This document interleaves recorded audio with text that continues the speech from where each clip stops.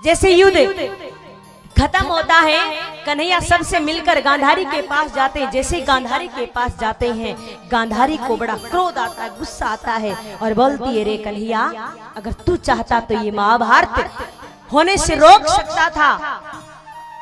और देख, पांडव 5 थे, 5 के 5 जीवित है और मेरे कौरव 100 थे, 100 के 100 मर गए, मेरा वंश नष्ट हो गया। मैं तुझे श्राप देती हूं कि तेरा भी इसी प्रकार से वंश नष्ट हो जाए। भगवान तो पहले से सोच रहे थे कि मेरा वंश नष्ट कैसे हो, क्योंकि बड़ा अहंकारी परिवार था, अहंकारी वंश था पूरा। यदुवंशी पूरे अहंकार में आ चुके थे।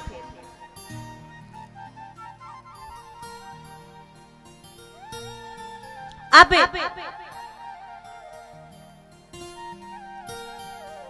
भगवान कहते, बड़ी अच्छी बात, आपने श्राप दे दिया तो आराम से अब वंश नष्ट हो जाएगा। और एक दिन क्या होता है, उसी प्रकार से होता है। सभी जो, क्योंकि पोता पर पोता सब होने लगते, एक दिन सभी खेल रहे थे और वहीं पर कुछ संत ऋषि बैठे थे, बातें कर रहे थे। और उसी समय वो सोचते कि इनसे मजाक किया जाए, इनसे विनोद किया जाए। और एक बच्चे को पेट के कपड़ा बांधकर और स्त्री के कपड़े धारण करवाकर उन ऋषियों के पास भेज देते हैं और बोलते हैं कि बताइए, ये हमारी जो भाभी जी ये शर्माती बोलती नहीं है, आप बताइए इसके गर्भ में लड़का है कि लड़की है।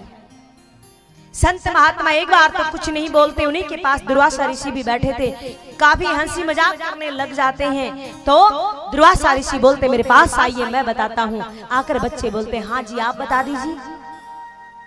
बोला, इसकी गर्भ में लोहे का मुसल निकलेगा। बड़े घबरा जाते हैं सभी और दौड़े दौड़े एक वृक्ष की आड़ में जाकर उस कपड़े को हटाते हैं, देखते हैं कि लोहे का मुसल निकला है। बच्चे विचार करते हैं, हमने तो कुछ इस कपड़े में लगाया भी नहीं, ये कहां से आ गया। दौड़े दौड़े उग्रसेन जी के पास जाते हैं, उग्रसेन जी से सारा वृतांत बताते हैं और कहते हैं कि भगवान से मत कहना, क्योंकि भगवान कभी संतों का अनादर सहन नहीं करेंगे, आप उनसे मत कहना। उग्रसेन जी कहते ठीक है। और एक नदी के किनारे पे जाकर उस लोहे के मुसल को घिसते घिसते घिसते उसको उस नदी में फेंक देते हैं। वहां पे एर का नामक घास बन जाती है और छोटी सी जो कील बचती उसको उस नदी में फेंक देते, उस कील को मछली खा जाती है। और उसको एक मछली को एक शिकारी लेकर आता है, उसको चीरता, उसके अंदर से वो कील निकलती है और शिकारी वो अपनी बाण के नोक पे लगा लेता है। अब देखिए, भगवान का जाने का समय होता है। भगवान अपने धाम जाने की तैयारियां कर लेते हैं।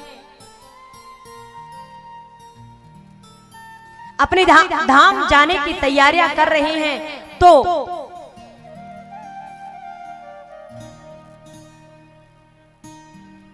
अब वो सबसे मिल लिए देवकी माता से, वसुदेव जी से, नंद बाबा से, यशोदा मैया से, सबसे मिल रहे। तो देवकी माता कहती है कि मैं इतने दिन तो इसलिए जीवित थी कि तुम हो, लेकिन अब तुम भी छोड़कर जा रहे हो, तो आप ऐसा कीजिए, जाने से पहले मेरे जितने भी बच्चे सबको ला कर दीजिए। और भगवान सभी को ला कर देते हैं।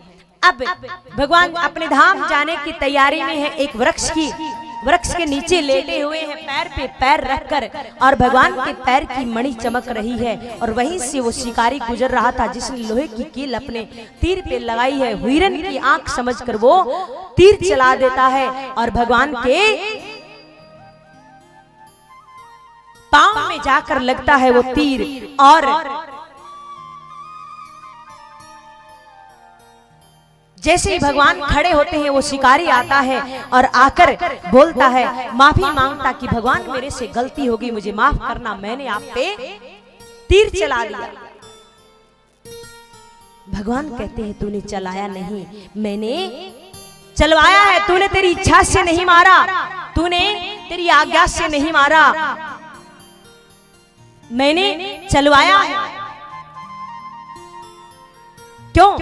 क्योंकि पिछले जन्म में मैंने पीछे से तेरे पे बाण चलाया था। किस पे चलाया था? कौन था वो?